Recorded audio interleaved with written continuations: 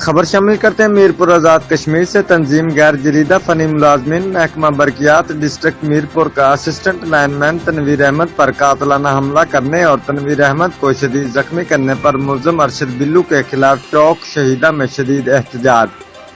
تفصیل کے مطابق برقیات ملازم assistant lineman Tanveer Ahmed برقیاتی operation division city 2 sector F2 میں راجہ منصف دار کا کنکشن بجلی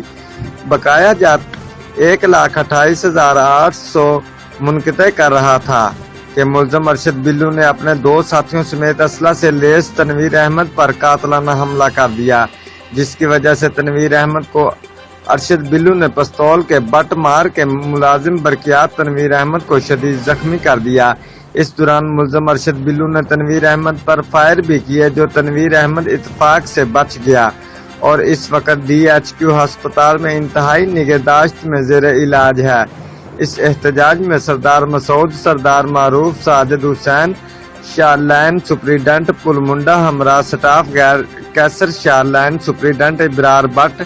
مسعود بٹ اور ضلع بھر کے ملازمین نے ملزم کی گرفتاری تک تالا بند کام چھوڑ ہڑتال کر دی۔